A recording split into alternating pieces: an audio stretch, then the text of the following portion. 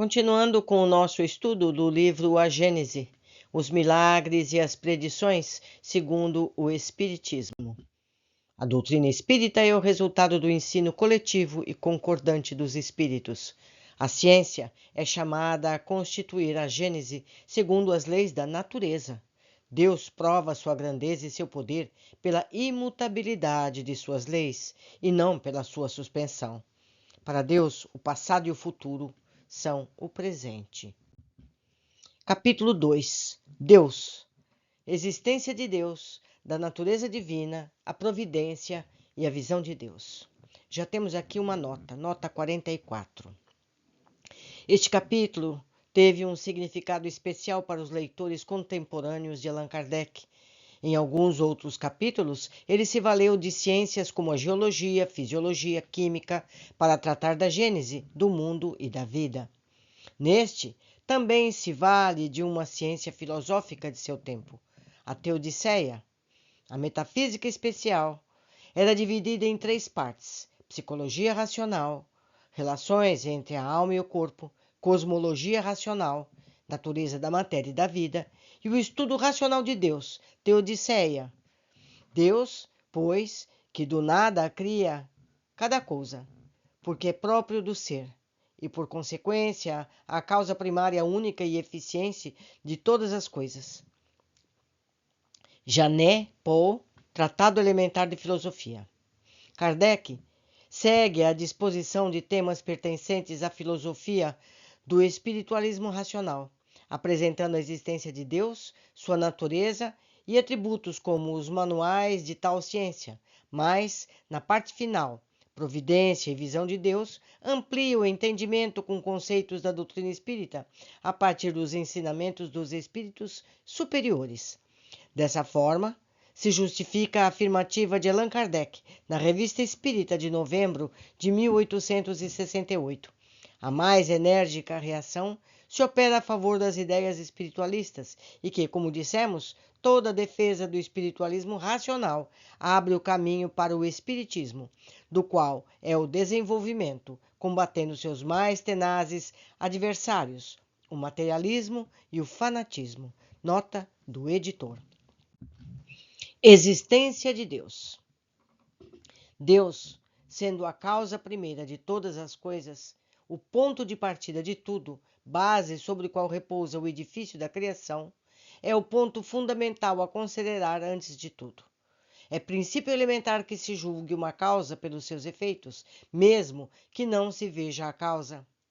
A ciência vai mais longe, calcula o poder da causa pelo poder do efeito e pode até mesmo determinar sua natureza. É assim, por exemplo, que a astronomia deduziu a existência de planetas em determinadas regiões do espaço pelo conhecimento das leis que regem o movimento dos astros. Ao buscá-los, encontrou-os de modo que se pode dizer que, realmente, foram descobertos antes de terem sido vistos. Numa ordem de fatos mais comuns, se estamos mergulhados em um denso nevoeiro, ao notar uma claridade difusa, julgamos que o sol está sobre o horizonte, motivo pelo qual ele não é visto. Se o pássaro em pleno voo é atingido por um tiro mortal, deduzimos que um hábil atirador o acertou, embora não veja o atirador. Não é necessário ter visto uma coisa para saber que ela existe. Em tudo é observado os efeitos que se chega ao conhecimento das causas. Um outro princípio, também elementar, que por força de ser verdadeiro passou à condição de axioma, é que todo efeito inteligente deve ter uma causa inteligente. Se indagássemos qual o inventor de tal mecanismo engenhoso, o arquiteto de tal monumento, escultor de tal estátua, pintor de tal quadro, o que se pensaria se alguém respondesse que ele foi feito exclusivamente por si próprio? Quando se vê uma obra-prima da arte ou da indústria, diz-se que deve ser o produto de um homem genial, porque uma alta inteligência deve ter presidido sua concepção. Julgamos, no entanto, que tenha sido feita por um homem, eu digo por uma pessoa, pode ser homem ou não, porque se sabe que a obra não está acima da capacidade humana. mas não ocorrerá a ninguém dizer que ela saiu do cérebro de um idiota ou de um ignorante, ou ainda menos que seja trabalho de um animal ou produto do acaso. Por toda parte, reconhecemos a presença do ser humano e de suas obras. Se chegássemos a uma terra desconhecida, mesmo sendo desértica, e descobríssemos o menor vestígio de trabalhos humanos, concluiríamos que criaturas humanas habitam ou habitaram aquela região. A existência dos homens antediluvianos não é provada somente por fósseis humanos, mas também, com igual certeza, pela presença dos terrenos dessa época, de objetos produzidos pelos homens. Um fragmento de vaso, uma pedra talhada, uma arma, um tijolo bastariam para atestar a sua presença. Pela rusticidade ou pela perfeição do trabalho, reconhece-se o grau de inteligência ou adiantamento dos que tenham feito. Se então, estando em um país habitado exclusivamente por selvagens, descobrimos uma estátua digna de Fídias, não hesitaremos em dizer que ela deva ser obra de uma inteligência superior à desses selvagens, sabendo que são incapazes de realizá-la. Pois bem, olhando em torno de si para as obras da natureza, observando-se a previdência, a sabedoria e a harmonia que todas as presidem, reconhece-se que não existe nenhuma que não ultrapasse a mais elevada capacidade da inteligência humana, pois o maior gênio da terra não saberia criar o menor talo de erva. Uma vez que a inteligência humana não as pôde produzir, é porque são produto de uma inteligência superior à da humanidade. A essa harmonia, a essa sabedoria, estendendo-se desde o grão de areia ao ácaro até os astros inumeráveis que circulam o espaço, é preciso concluir que abrangem o infinito, a menos que se diga que haja efeito sem causa. A isso, alguns contrapõem o seguinte argumento. As obras ditas da natureza são o produto de forças materiais que agem mecanicamente por causa das leis de atração e repulsão. As moléculas dos corpos inertes se agregam e se desagregam sob o domínio dessas leis. As plantas nascem, desenvolvem-se, crescem e se multiplicam sempre da mesma maneira, cada uma na sua espécie, por efeito dessas mesmas leis. Cada indivíduo é semelhante àquele do qual proveio. O crescimento, a floração, a frutificação, a coloração são subordinadas às causas materiais, tais como o calor e a eletricidade, a luz, a umidade, etc. É o mesmo com os animais.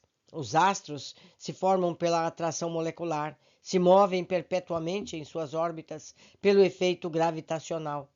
Essa regularidade mecânica, no emprego das forças naturais, não acusa jamais uma inteligência livre.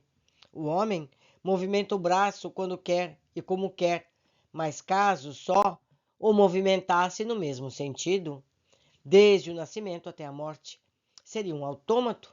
Ora, as forças orgânicas da natureza, consideradas em seu conjunto, são de certa maneira automáticas.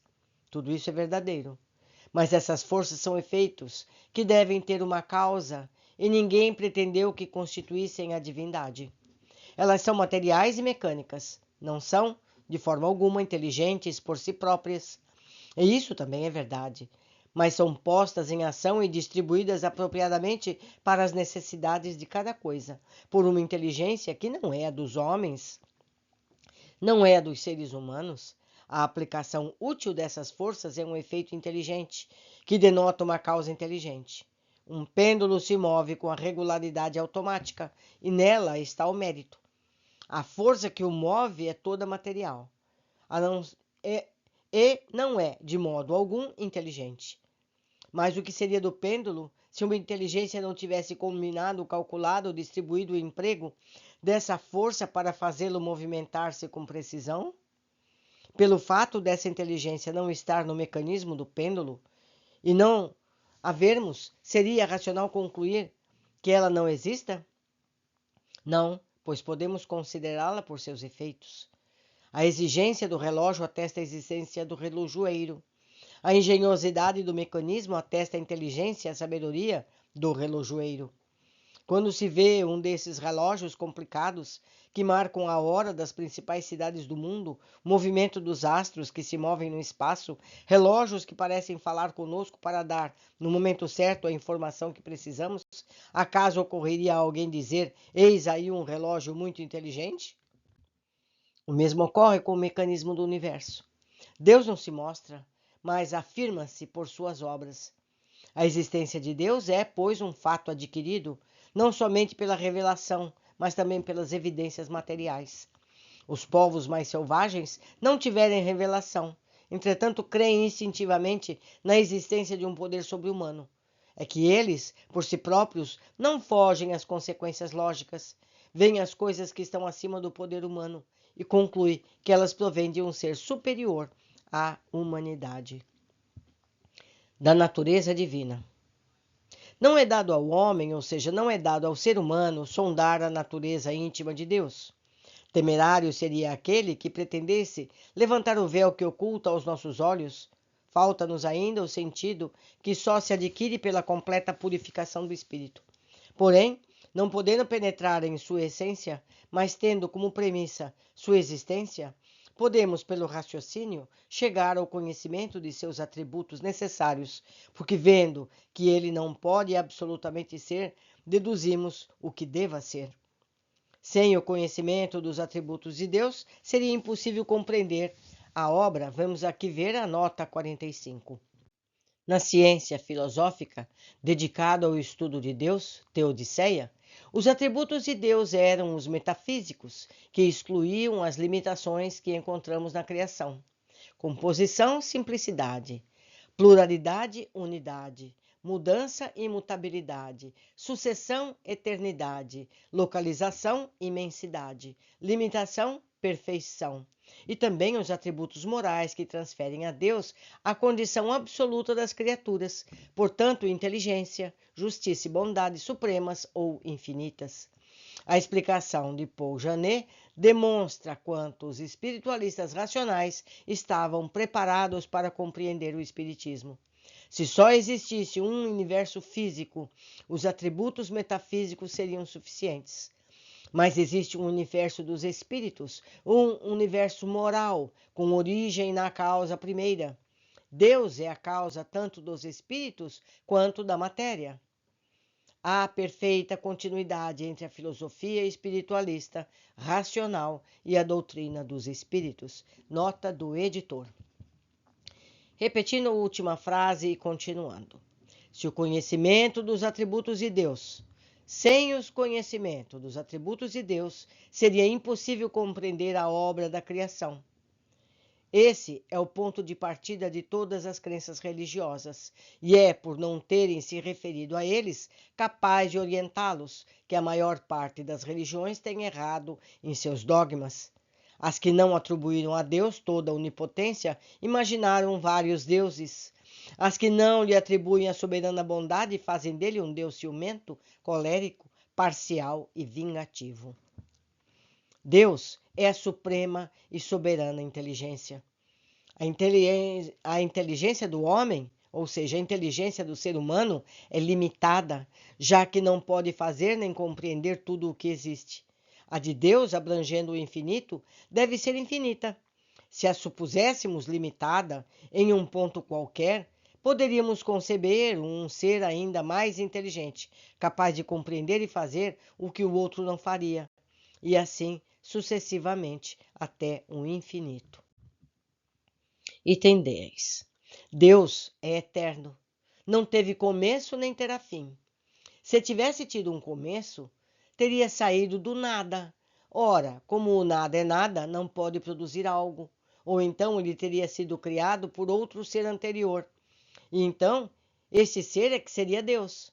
Se supuséssemos que teve um começo ou um fim, poderíamos então conceber um ser tendo existido antes dele ou podendo existir após ele, e assim por diante, até o infinito.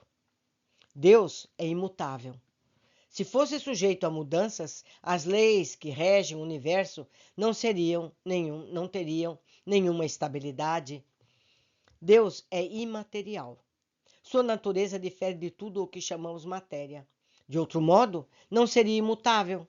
pois estaria sujeito às transformações da matéria. Deus não tem forma apreciável aos nossos sentidos. Se tivesse, seria matéria. Dizemos a mão de Deus, o olho de Deus, a boca de Deus, porque o ser humano, só conhecendo a si próprio, torna-se como termo de comparação para tudo o que não compreende. São ridículas essas imagens que representam Deus sobre a figura de um ancião, de longas barbas, coberto por um manto. Elas têm o inconveniente de rebaixar o Ser Supremo às mesquinhas proporções da humanidade. Daí atribuir-lhe as paixões humanas e fazerem dele um Deus colérico e ciumento. É só um passo. Deus é onipotente. Se não tivesse o supremo poder, poderíamos conceder um ente mais poderoso e assim por diante, até que se encontrasse um ser cujo poder nenhum outro pudesse ultrapassar. Esse seria então Deus. Como não teria feito todas as coisas, aquilo que não tivesse feito seria obra de outro Deus. Deus é soberanamente justo e bom. A sabedoria providencial das leis divinas se revela nas menores e maiores coisas. A essa sabedoria não permite que se duvide nem da sua justiça, nem da sua bondade.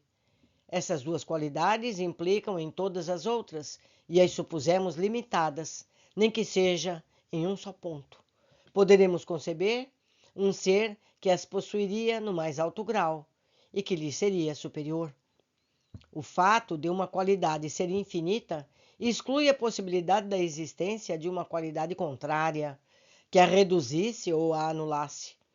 Um ser infinitamente bom não poderia ter a mínima parcela de maldade, nem o ser infinitamente mau poderia ter a menor parcela de bondade. Igualmente, um objeto não poderia ser de um negro absoluto com o mais ligeiro matiz branco, nem um branco absoluto com a menor mancha negra.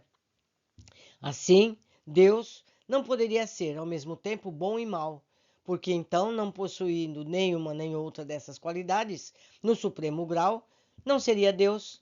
Todas as coisas estariam submetidas ao seu capricho e não haveria estabilidade para nada. Portanto, ele só poderia ser infinitamente bom ou mau. Se fosse infinitamente mau, não faria nada de bom. Ora, como as suas obras testemunham sua sabedoria, sua bondade, sua solicitude, é preciso concluir que, não podendo ser ao mesmo tempo bom e mau, sem deixar de ser Deus, ele deve ser infinitamente bom.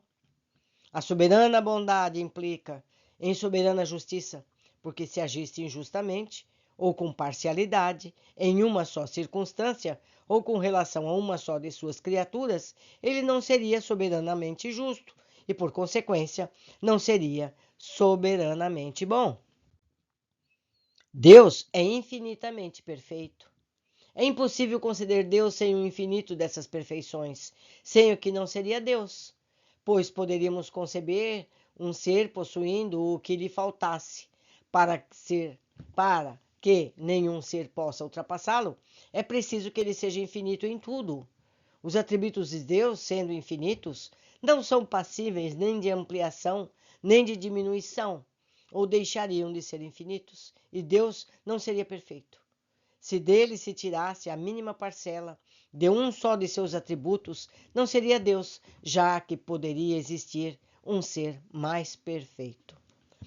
Deus é único. A unidade de Deus é consequência do infinito absoluto das suas perfeições. Um outro Deus não poderia existir sem a condição de ser igualmente infinito em todas as coisas, porque se houvesse entre eles a mais ligeira diferença, um seria inferior ao outro, subordinado ao seu poder, e não seria Deus. Se houvesse entre eles igualdade absoluta, haveria para toda a eternidade um mesmo pensamento, uma mesma vontade, um mesmo poder. Assim confundidos em suas identidades, só haveria na realidade um Deus. Se cada um tivesse atribuições especiais, um faria o que o outro não fizesse, e então não existiria entre eles uma igualdade perfeita, já que nenhum nem outro teria a soberana autoridade. Foi a ignorância do princípio do infinito, das perfeições de Deus, que engendrou o politeísmo, culto de todos os povos primitivos. Eles atribuíam um caráter divino a todos os poderes que parecesse estar acima da humanidade. Mais tarde, a razão levou-os a reunir esses diferentes poderes em um só. Então, quando os seres humanos entenderam a essência dos atributos divinos, removeram de seus símbolos as crenças que os negavam. Em resumo, Deus só pode ser Deus sob a condição de não ser ultrapassado em nada por nenhum outro ser. Caso contrário, o ser que ultrapassasse, seja no que for, ainda que apenas na espessura de um fio de cabelo, seria o verdadeiro Deus. Por isso, é preciso que ele seja infinito em todas as coisas. É assim que, comprovada a existência de Deus pelas suas obras, chega-se pela simples dedução lógica a determinar os atributos que o caracterizam. Deus é, pois, a suprema e soberana inteligência. É único, eterno, imutável e imaterial, todo-poderoso, soberanamente justo e bom, infinito em todas as suas perfeições, e não poderia ser diferente disso. Essa é a base sobre a qual repousa o edifício universal. É o farol de onde os raios de luz se estendem sobre o universo inteiro e que se pode guiar os seres humanos na busca da verdade. Seguindo essa luz, jamais se extraviará, e se tantas vezes se equivocou, é por não seguir o rumo que lhe foi indicado. Esse é também o critério infalível de todas as doutrinas filosóficas e religiosas, o que o ser humano tem para avaliá-las, uma medida rigorosamente exata nos atributos de Deus, e pode afirmar a si mesmo, com certeza, que toda teoria, todo princípio, todo dogma, toda crença, toda prática que estiver em contradição com um só de seus atributos, que busque não somente anulá-lo, mas simplesmente enfraquecê-lo, não pode estar com a verdade. Em filosofia, psicologia moral e em religião, só é verdadeiro o que não se separa. Aqui vamos ter uma nota, a nota 46. Eu repito depois essa última frase.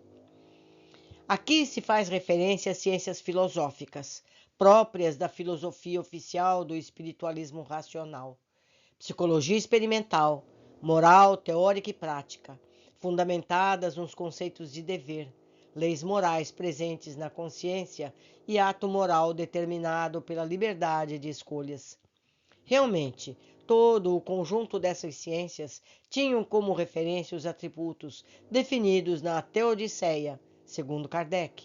A religião, para ser perfeita, deve seguir o mesmo compromisso conceitual, não se aceitando um Deus vingativo que concede privilégios ou castiga eternamente, mas sim agindo por lei e renovando as oportunidades. Nota do editor. Repetindo a última frase e continuando. Em filosofia, psicologia moral e em religião, só o verdadeiro é que não se separa nem por 1 milímetro das qualidades essenciais da divindade. A religião perfeita será aquela que nenhum artigo de fé esteja em oposição com essas qualidades e da qual todos os dogmas poderiam suportar a prova desse controle, sem que nada os afete. A providência. A providência é a solicitude de Deus para com todas as criaturas. Deus está por toda parte, tudo vê, tudo preside, mesmo as pequenas coisas. É nisso que consiste sua ação providencial. Como Deus, tão grande, tão poderoso, tão superior a tudo, pode imiscuir-se em detalhes ínfimos, preocupar-se com os menores atos e pensamentos de cada indivíduo? Essa é a pergunta que a incredulidade faz a si mesma, de onde ela conclui que, admitindo a existência de Deus, sua ação só deve se fazer sobre as leis gerais do universo, que este funciona por toda a eternidade em virtude dessas leis, às quais cada criatura acha-se submetida em sua tarefa de atividade, sem que seja necessário o concurso incessante da providência. Em seu estado atual de inferioridade, os seres humanos dificilmente compreendem um Deus infinito, porque, sendo eles mesmos restritos e limitados, só o entendem restrito e limitado como eles. Representam-no como um ser circunscrito e fazem dele uma imagem semelhante a si próprios. Os quadros que pintam com traços humanos só contribuem para manter esse erro no espírito dos povos, que nele adoram mais a forma que o pensamento. Para muita gente, ele é um soberano poderoso, sentado em um trono inacessível, perdido na imensidão dos céus, e por ter em suas faculdades e percepções limitadas, não compreende que Deus possa ou se digne a intervir diretamente nas pequenas coisas. Ante a impossibilidade de compreender a essência da divindade, o ser humano só pode fazer dela uma ideia aproximada, por meio de comparações necessariamente muito imperfeitas, mas que podem, pelo menos, mostrar-lhe a possibilidade daquilo que num primeiro momento lhe parece impossível. Suponhamos um fluido bastante sutil para penetrar em todos os corpos. É evidente que cada molécula desse fluido, encontrando-se com cada molécula da matéria, produzirá sobre os corpos uma ação idêntica àquela produzida na totalidade do fluido. É o que a química demonstra todos os dias, em proporções limitadas. Esse fluido, não sendo inteligente, age mecanicamente somente pelas forças materiais. Mas, se o supuséssemos dotado da inteligência, de faculdades perceptivas e sensitivas, já não agirá às cegas, mas com discernimento, com vontade e liberdade, ele verá, atenderá e sentirá. As propriedades do fluido perispiritual podem nos dar uma ideia sobre isso. Ele não é inteligente por si próprio, porque é matéria, mas serve de veículo do pensamento, das sensações, percepções do espírito. É por causa da sutileza desse fluido que os espíritos penetram em tudo, examinam nossos pensamentos, os mais íntimos, veem e agem na distância. É utilizando-se desse fluido, já num estado de maior depuração, que os espíritos superiores adquirem o dom da ubiquidade. Basta um raio de seu pensamento, dirigido sobre diversos pontos, para que possam manifestar sua presença de forma simultânea. A extensão dessa faculdade depende do grau de elevação e purificação do espírito. E ainda, com a ajuda desse fluido, que o próprio ser humano age à distância sobre certos indivíduos pelo poder da vontade, que modifica dentro de certos limites as propriedades da matéria, dá propriedades determinadas às substâncias inativas, repara desordens orgânicas e opera a cura pelas imposições das mãos. Por mais elevados que sejam, os espíritos são criaturas limitadas em suas faculdades, em seu poder e na extensão de suas percepções, e não saberiam, sobre esse aspecto, aproximar-se de Deus, mas podemos nos servir deles como ponto de comparação. O que o espírito não pode executar senão em um limite restrito, Deus, que é infinito, executa-o em proporções infinitas. Há ainda a diferença de que a ação do espírito está momentaneamente subordinada às circunstâncias e a de Deus é permanente. O pensamento do espírito abarca, durante um tempo, esse espaço circunscrito. O de Deus abarca o universo, a eternidade. Em uma palavra, entre os espíritos e Deus, existe a distância do finito e do infinito. O fluido perispiritual não é o pensamento do espírito, mas o agente, o intermediário desse pensamento. Como é que ele o transmite? De alguma forma impregnado dele. Pela impossibilidade em que estamos de isolar o pensamento, parece-nos que ele é o fluido, se confundem, como acontece com o som e o ar, de maneira que podemos, por assim dizer, materializá-lo, da mesma forma que dizemos que o ar se torna sonoro. Tomando o efeito pela causa, podemos dizer que o fluido se torna inteligente. Que seja ou não assim, quanto ao pensamento de Deus, quer dizer que ele atue diretamente ou por intermédio de um fluido para o nosso raciocínio. Vamos representá-lo sobre a forma concreta de um fluido inteligente, preenchendo o universo infinito, penetrando todas as partes da criação. A natureza inteira está imersa no fluido divino. Ora, em virtude do princípio de que as partes de um todo são da mesma natureza e têm as mesmas propriedades do todo, cada átomo desse fluido, se assim podemos nos exprimir, possuiria o pensamento, isto é, o atributo, os atributos essenciais à divindade, e estando esse fluido por toda parte, tudo está sujeito à sua ação inteligente, à sua previsão, à sua solicitude. Não haverá um ser, por mais ínfimo que seja, que não esteja de alguma forma imerso nele. Estamos, assim, constantemente na presença da divindade, e não podemos subtrair uma só de nossas ações do seu olhar. Nosso pensamento está em contato incessante com o seu pensamento, e é com razão que se diz que Deus lê nas mais profundas entranhas do nosso coração. Estamos nele como ele está em nós, conforme a palavra de Cristo. Para estender sua solicitude sobre todas as criaturas, Deus não tem necessidade de lançar seu olhar do alto da imensidão para que ouça nossas preces. Não tem necessidade de transpor o espaço, nem que elas sejam ditas em voz retumbante, porque estando Deus incessantemente ao nosso lado, nossos pensamentos repercutem nele. São como os sons de um sino que fazem vibrar todas as moléculas do ar ambiente. Longe de nós, o pensamento se materializar a divindade. A imagem de um fluido inteligente universal é evidentemente apenas uma comparação, capaz de dar uma ideia mais justa de Deus que as pinturas que o representam sobre a figura humana. Essa comparação só objetiva a compreensão da possibilidade de Deus estar em toda parte e se ocupar de tudo. Temos incessantemente sob os olhos um exemplo que pode dar uma ideia da maneira pela qual Deus exerce sua ação sobre o íntimo de todos os seres, e por consequência, como as impressões as mais sutis de nossa alma chegam até ele. Foi tirado de uma instrução dada por um espírito sobre esse assunto. Entre aspas, agora, um atributo da divindade é ser infinito. Não se pode representar o Criador como tendo uma forma, um limite, um marco qualquer. Se ele não fosse infinito, poderíamos receber alguma coisa maior que ele? E esse algo seria Deus. Sendo infinito, Deus está em toda parte, porque se não estivesse, não seria infinito. Não se pode sair desse dilema, pois se há um Deus, e disso ninguém duvida, esse Deus é infinito, e não se pode conceber a extensão que ele ocupa.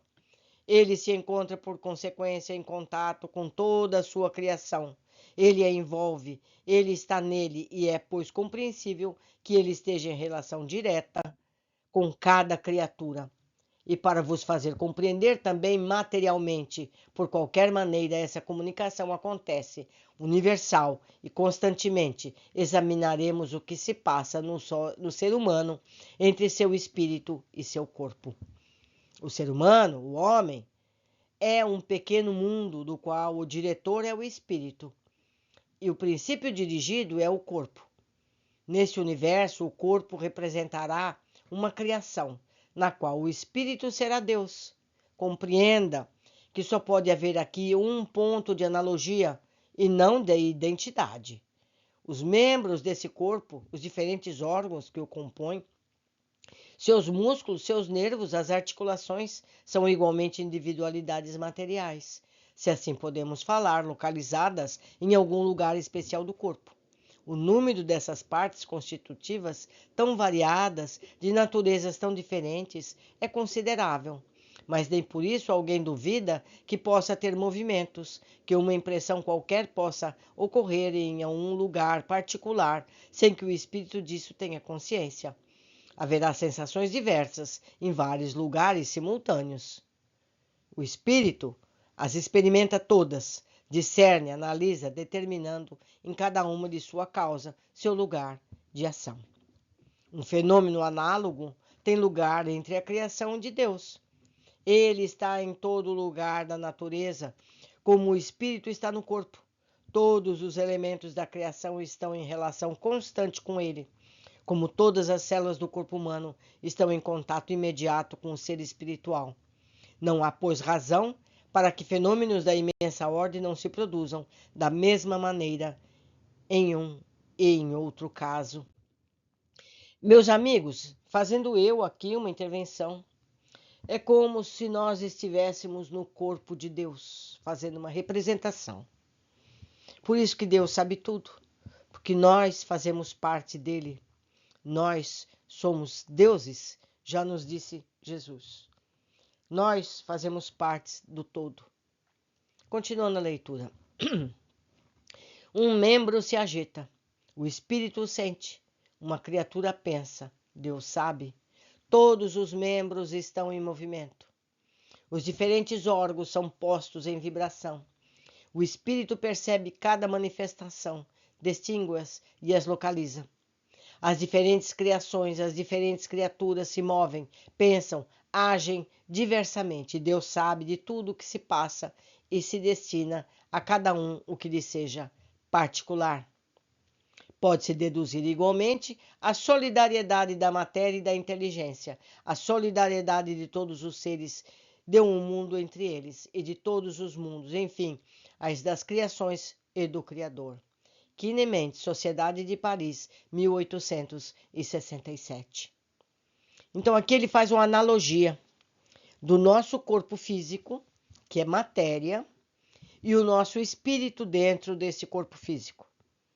Se a gente leva uma topada no pé, não é verdade que é matéria? O nosso espírito sabe que você bateu o pé, que dói. Então, se o nosso espírito é o Deus do nosso corpo, certo? Então, o nosso espírito é Deus do nosso corpo. Da mesma forma, Deus, o verdadeiro, o único, o soberano, sabe tudo o que cada um de nós vive e passa. Porque ele está em nós e nós estamos nele, como nos ensinou Jesus.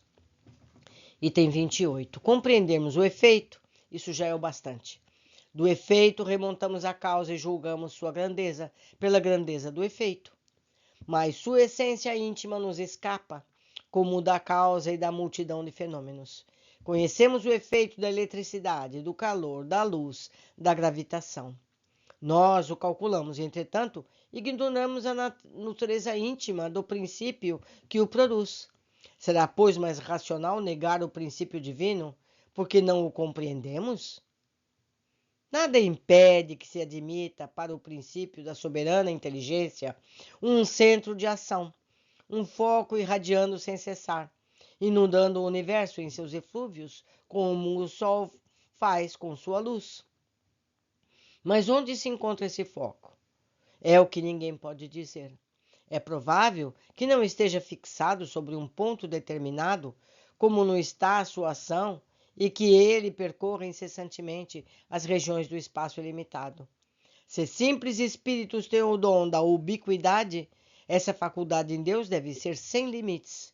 Deus preenchendo o universo.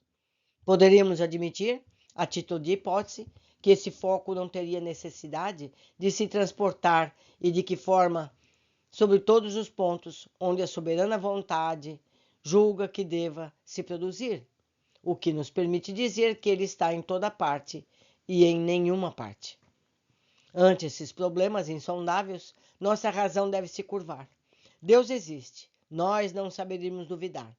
É infinitamente justo e bom, é sua essência. Sua solicitude se estende a tudo, não o compreendemos. Ele só pode querer o nosso bem. É por isso que devemos ter confiança nele. Isso é o essencial sobre Deus. Para saber mais, vamos esperar até que sejamos dignos de compreendê-lo. A visão de Deus. Uma vez que Deus está em toda parte, por que não o vemos? Nós o veremos deixando a terra? Tais são as questões que se apresentam diariamente. A primeira é fácil de responder. Nossos órgãos materiais têm percepções limitadas que os tornam impróprios à visão de certas coisas, mesmo as materiais. É assim que certos fluidos escapam totalmente à nossa vista e aos nossos instrumentos de análise. Entretanto, não duvidamos de sua existência. Vemos o efeito da peste e não vemos o fluido que a transporta. Vemos os corpos se moverem sob a influência da força da gravitação e não vemos essa força. Vamos ver aqui a nota de rodapé, número 47. Nesse parágrafo, Kardec não se refere aos fluidos perispirituais, matéria do mundo espiritual, mas às substâncias materiais consideradas reais pela ciência de seu tempo. O fluido da peste eram os miasmas. Na atmosfera que nos cerca aparecem partículas. Os miasmas que prejudicam a saúde, a peste que devasta as populações, é uma invasão de miasmas impelidos pelo vento, tornando a atmosfera impura e mortífera. Revista Popular, Lisboa, Imprensa Nacional, 1849, nota do editor. Seguindo. As coisas de essência espiritual não podem ser percebidas pelos organismos materiais. Só podemos ver os espíritos e as coisas do mundo imaterial pela visão espiritual. Somente nossa alma pode ter percepção de Deus. Ela o vê imediatamente após a morte? Pergunta.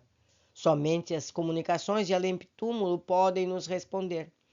Por elas sabemos que a visão de Deus é privilégio somente das almas mais purificadas e que bem poucas, ao deixarem o envoltório terrestre, possuem o grau de desmaterialização necessário para tal. Algumas comparações simples poderão facilitar a compreensão. Uma pessoa que está no fundo de um vale, envolto por denso nevoeiro, não vê o sol. Todavia, como já dissemos anteriormente, por causa da luz difusa, ela percebe a presença do sol. Começa a subir a montanha. À medida que se eleva, o nevoeiro se dissipa. A luz começa a ser cada vez mais viva, mas ela ainda não vê o sol. Quando começa a percebê-lo, ainda está encoberta, porque o menor nevoeiro é suficiente para encobrir seu brilho. Apenas quando a pessoa estiver acima da camada da névoa, chegando aonde o ar esteja perfeitamente límpido, ela o verá em todo o seu esplendor. Da mesma forma ocorre com alguém que esteja com a cabeça coberta por vários véus. A princípio não vê absolutamente nada. A cada véu que tirar, distingue uma luz cada vez mais clara. Só quando o último véu sair, perceberá nitidamente as coisas. Assim também ocorre com o licor, carregado de matérias estranhas. De início está turvo. A cada destilação, sua transparência aumenta, até que, estando completamente depurado, adquire uma limpidez perfeita e não apresenta nenhum obstáculo à visão. Assim é a alma. O envoltório perispiritual, embora invisível e impalpável para nós, é para ela uma verdadeira matéria, bastante grosseira ainda para certas percepções. Esse envoltório fica mais sutil à medida que a alma se eleva em imoralidade. As imperfeições da alma são como os véus que obscurecem a vista. Cada imperfeição superada é um véu a menos. Mas somente quando estiver completamente depurada, ela desfrutará da plenitude de suas faculdades. Nota 48. Enquanto o mundo físico, os corpos são iguais para todos os humanos, colocados num ambiente quente, todos sentem calor, independentemente de sua inteligência ou moral. No mundo espiritual, diferenciam-se proporcionalmente à evolução moral. O perispírito torna-se mais sutil, ampliando as faculdades do espírito. Seu pensamento e sua percepção vão mais longe. Ele se locomove mais rápido e distante. O passado e o futuro se ampliam. Os espíritos imperfeitos, mais densos, ficam limitados, são como prisioneiros de si mesmos. As condições espirituais, portanto, no outro mundo, não estão relacionadas ao lugar físico que o espírito se encontra, mas ao seu grau evolutivo, rompendo com todos os dogmas que descrevem locais como o inferno ou o céu. A noção de espaço ou localidade é substituída pela qualidade ou natureza do corpo para se considerar seus efeitos. Nota do editor. Item 34. Deus, sendo a essência divina por excelência, não pode ser percebido em todo o seu esplendor, senão por espíritos chegados ao mais alto grau de desmaterialização.